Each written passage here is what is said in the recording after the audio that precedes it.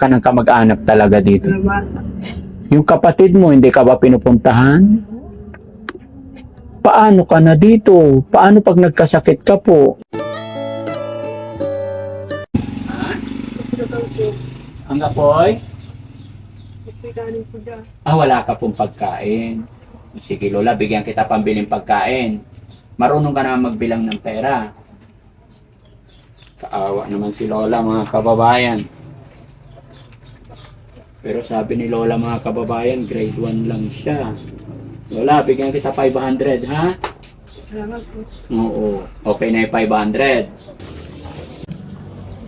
Hello, Nay! Magandang hapon! Kumusta? Okay. Anong pangalan ni Nanay? Linda. Nanay Linda. Pwede ba ako pumasok? Sige. Magandang hapon. Kumusta? Buti wala. Bahay nyo to? Ha? Okay. Asan ang asawa nyo, Nay? Wala na, patay na. Patay na. Anak nyo po? Wala pa. Hindi kayo nagkaanak? Bakit? Ano nangyari? Ba't di kayo nagkaanak? Wala asawa niya. Hindi, kayo po, anak nyo. Wala pa. Ba't di kayo nagkaroon ng anak? Wala pa. Ay, baog! Ang kapatid nyo po, nasaan? Sa Maynila. Ilang kayo magkakapatid? Gara kami. Dalawa kayo. Paano yan, Nay? Wala ka ng asawa. Wala ka ng anak. Paano ka nabubuhay? Best ko lang. Ha? Sila. Sino yun nandyan sa kabila? Kailangan tutulong niya sa akin. Ay, sa kabila, sila yung tumutulong sa'yo. Tapos dito ka lang talaga. Ito talaga bahay mo? Gabi? Dito ka natutulog? Paano pag hindi ka nabigyan ng kapitbahay ng pagkain? Kaya pa makakambutan. Hmm? Paano pag hindi ka nabigyan ng pagkain? Saan ka kukuha pagkain? Wala. Hintay ka lang dito. Nanay Linda? Ilang taon na po kayo, Nanay Linda? Tulog na 60 po. Ha? Tulog na 60. 60 mahigit. So paano yun? Paano yung araw-araw na buhay ninyo dito? Hihintay lang kayo na may magbigay? Hindi kayo nakakapagtrabaho na? Ayun. Po? Ayun po. May sakit? Anong sakit ni Lola? May blood. High blood ka na.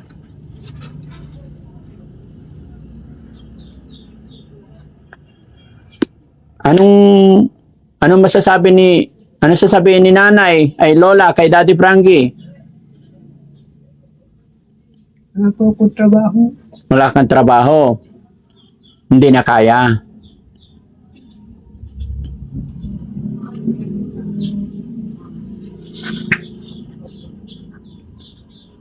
Anong ulam mo kanina, Lola? Kanina, nag-lunch ka na po? Nananghalian ka na? Hindi ka pa nananghalian. Ay, bakit? Hindi ko lang kanin sa kabila. Ha? Kailangan mamimigay. Ay, hinihintay mo yung ibibigay nila sa'yo. Mga anong oras darating? Alam mo na. Alauna ka pa kakain. Kaninang umaga, anong kinain mo po? Tinapay labat. Tinapay lang. Ba't umiiyak na si Lola? Ha?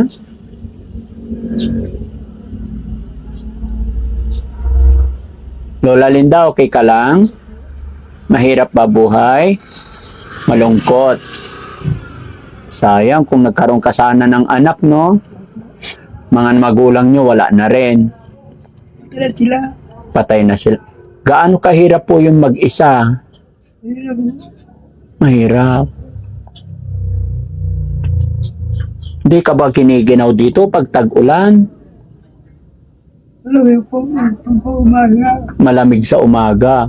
Siyempre, lalo na. Wala pa siniter.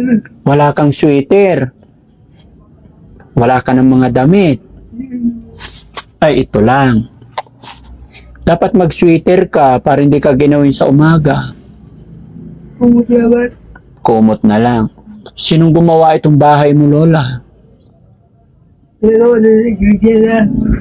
Pinagawa na ng iglesia. Sino yon? Doon sa bayan. Ano mo yon? Wala ka ng kamag-anak talaga dito. Salamat. Yung kapatid mo, hindi ka ba pinupuntahan? Paano ka na dito? Paano pag nagkasakit ka po? Ha? Hindi mo alam.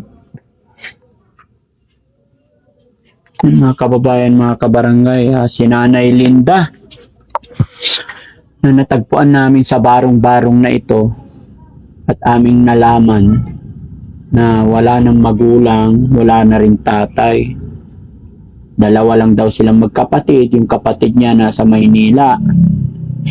So wala na rin siyang hanap buhay, wala ring ipon. Umaasa na lang po siya sa kapitbahay kung may maaawa sa kanya na mag-abot ng pagkain.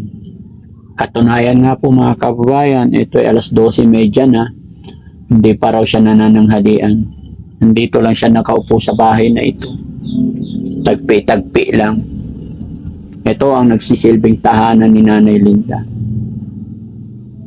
Paano ngayon yan, Nay? Ay Lola, kung yung kapitbahay mo, syempre, probinsya to. Paano kung sakto lang yung pagkain nila? Anong pagkain mo? Wala akong tinapay na sa kabila. Tinapay na lang. May pera ka ba dyan? Wala po. Paano ka makakabili ng tinapay? Bibigyan na nila sa kabila. At tinapay bibigay sa'yo. Parang ang hirap ng ganun, Lola. Ha? Ang hirap ng ganun, walang kasiguraduhan yung pagkain mo. Paano pag gutom na gutom ka na, gusto mong magkape, paano yun? Bibigyan sila rin sa kabila. Hingi ka rin sa kabila. Kamag-anak mo ba yung mga yan?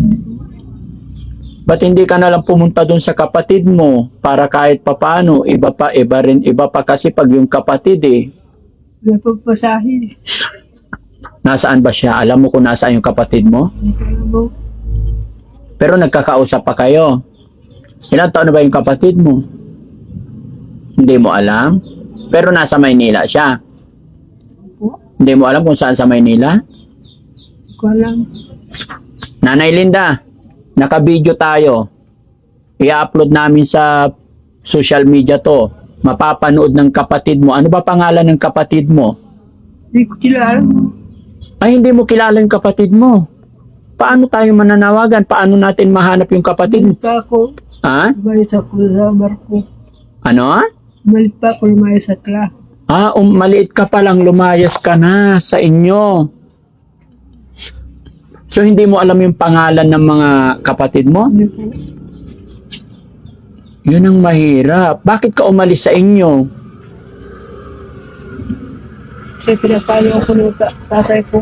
Kasi pinapalo ka noon, kaya umalis ka. Ay, nung ilang taon ka nung umalis ka? Maliit ka pa lang. Nakapag-aral ka rin ba, Lola? Ano natapos mo po? Luluan. Grade 1 lang. Kaya pala, kaya hindi mo nakilala kung nasaan. At hindi rin natin alam kung buhay pa sila. Kaya sadyang mag-isa ka na lang dito. Anong nararamdaman mo, Lola, na mag-isa ka dito, walang kamag-anak? Wala po.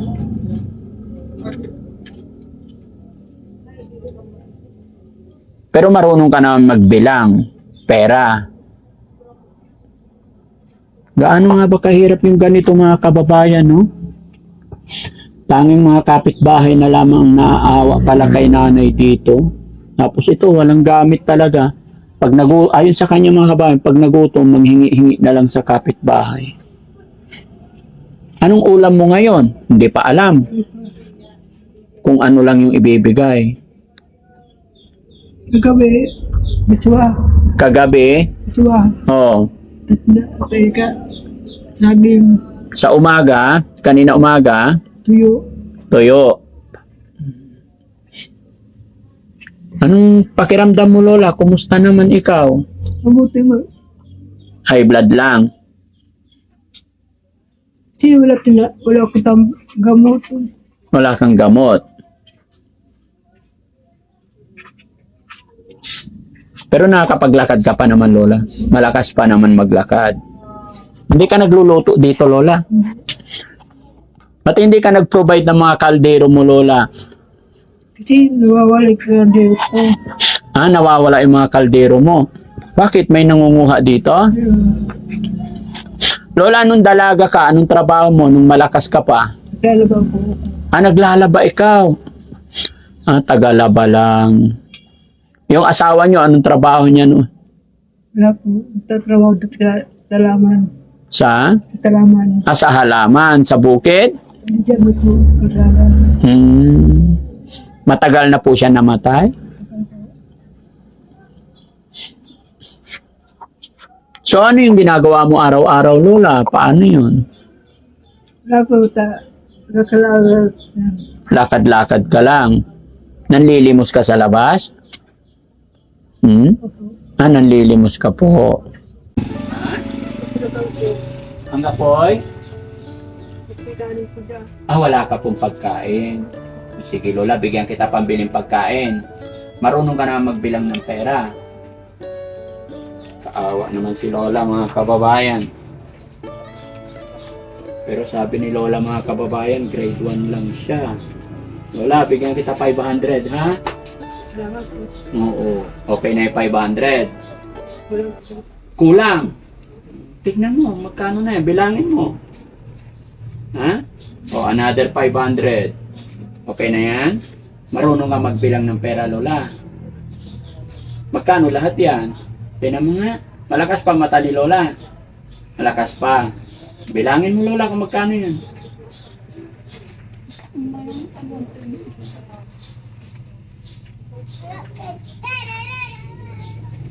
Lola, magkano po yan?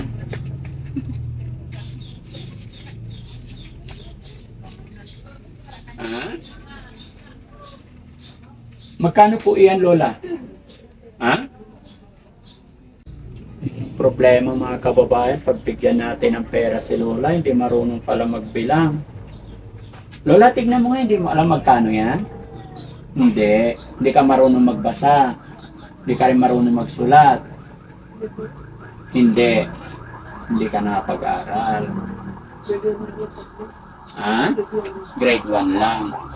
Kawawa naman si Lola. Paano na tayo niyan? Bale, si God na lang ang nakaalam ng lahat, no? Lola, yung binigay ko sa'yo, tagbi-20 lang yan eh. Happy ka na dyan? Masaya ka na sa 20? Okay na yan? Sabi ko nga tamad pong gamot. Bibili mong gamot. Paano ka bibili niyan? Ano bang gamot kailangan mo, Lola? Para high blood. Kasya na yan? Okay na yan? 40 pesos?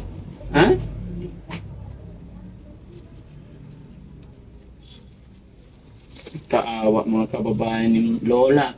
Wala na nga pamilya. Wala pang alam. Naku po, Diyos ko. Lola, 1,000 yan. Alam mo yung 1,000? Opo. Magkano yung 1,000? Walang pero. 500. Yung 1,500. Dagdagan pa natin ng 1,000. So, dalawang 1,000, Lola. Magkano na? Kasi sabi mo yung 1,000 is 500. Dagdagan ko. Dalawang 1,000 na yan, Lola. Magkano na? Ba't mo nilalapag? Gawakan mo. Okay na, makakabili ka na ng gamot mo? Balik-balikan na lang kita dito, Lola. Hindi natin pwedeng bigyan ng maraming pera, ha? Kasi hindi niya alam kung magkano yung pera, mga kababayan. So, siguro ang bagay na ibigay na lang natin dito is pagkain. Grocery na lang, Lola? Anong gusto mong tinapay? Gibara? Ano yun? Anong pangalan ng tinapay? Pantibara. Pantibara. Ayaw mo ng gardenia? Labay mo yun. Nakakain ka na ba ng gardenia? Masarap. Gaano kasarap yung gardenia? Gaano po kasarap yung gardenia? Masarap. Ba't hindi ka bumili gardenia? Hindi ka makapunta sa bayan. Yung mga kababayan, masarap daw gardenia. Gardenia, baka naman. Para kay Lola. O, sige Lola ha. Hindi na kita bigyan ng malaking pera kasi hindi kayo marunong magbilang. Babalikan ka na lang namin, ha? Happy ka ba? Kilala mo na ako? Sino ako? Lola, ako po si Daddy Frankie, ha? Pero okay lang yun, walang problema. Sana napasaya kita sa araw na ito. Happy ba si Lola? Gaano kasaya? Masaya po. Kasi po yung Masaya ka na nakita ako. Ingatan mo yung pera mo, ha? Baka mawala. Babalik ako dito. Anong gusto mong pasalubong pagbalik ko? pinapay. Tinapay talaga. Bukod sa tinapay, ano pa? Ha? Yun lang. Tinapay lang. Sige po, salamat Lola ha. Bye-bye. Pera mo itago mo. Mga kababayan, nakakaawa lang si Lola pero wala tayong magagawa talaga. Wala talagang kamag-anak daw, walang pamilya dito. Tanging mga kapitbahay lang bumubuhay sa kanya. Ito lang, hindi ko lang alam kung paano gagawin sa pera niya. Tsaka mga kababayan, ayon kay Lola, ano man yung mga ibibigay sa kanya dito, ninanakawan siya. Ninanakaw ba yung mga kaldero mo, Lola? Ano yung mga nanakaw pa? Ay, mga plato mo na hindi mo nakikita. Bakit? Pag nandoon ka, pagbalik mo, wala ka ng gamit. Tignan mo baka nasa kapitbahay. Saan napunta? Baka hiniram lang. Ha? Baka hiniram lang ng kapitbahay. Hindi mo alam. Sige Lola, salamat po.